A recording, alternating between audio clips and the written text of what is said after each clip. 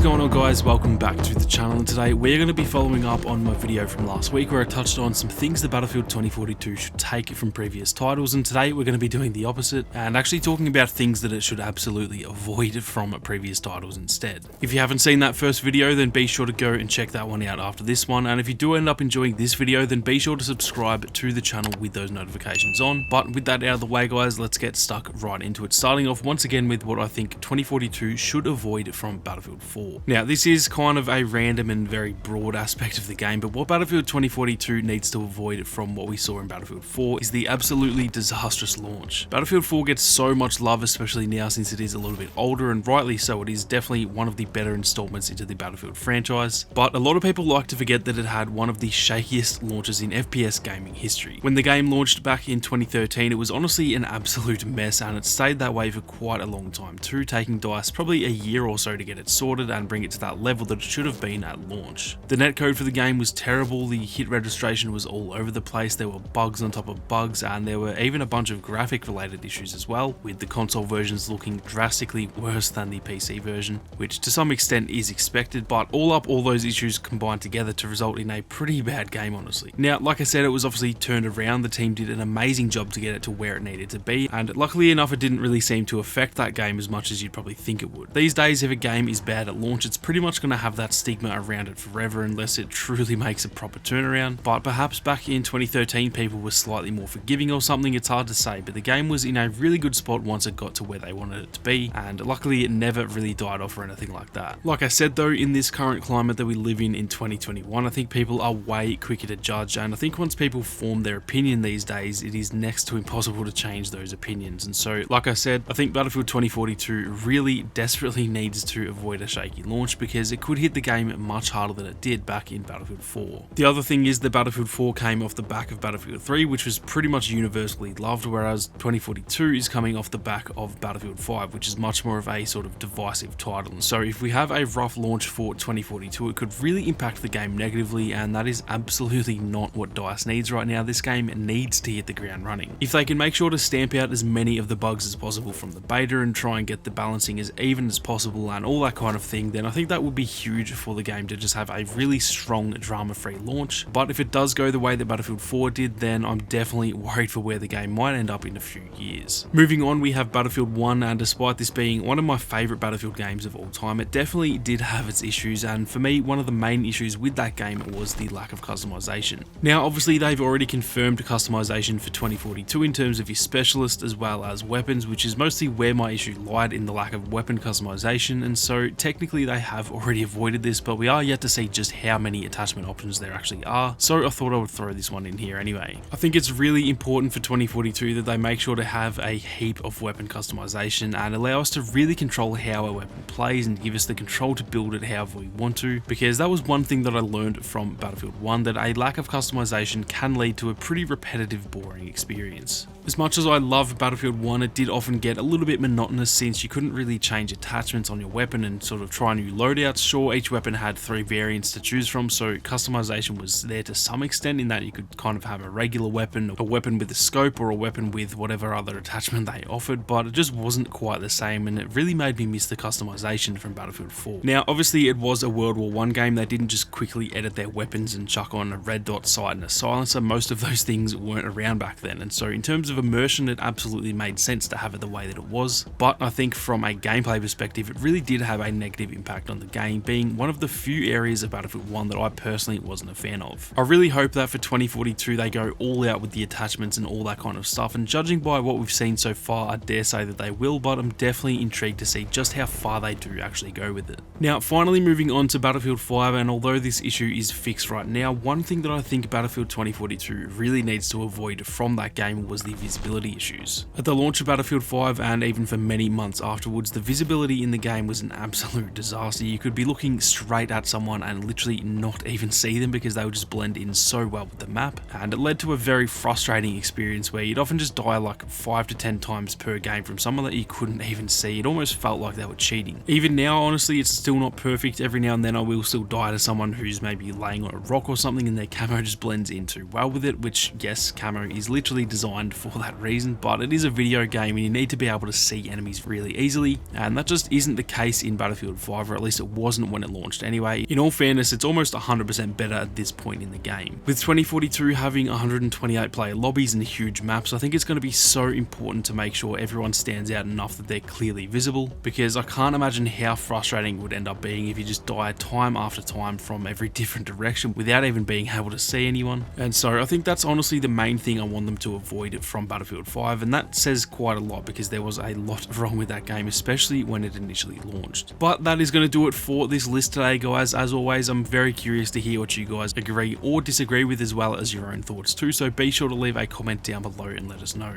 If you enjoyed the video, then be sure to leave a like down below, and if you are new, then consider subscribing to the channel with those notifications on. If you guys want to support the content that I make here on YouTube, then do consider becoming a channel member. But with that being said, thank you all very much for watching. You guys have a great day, and I'll see you all out there on the battlefield.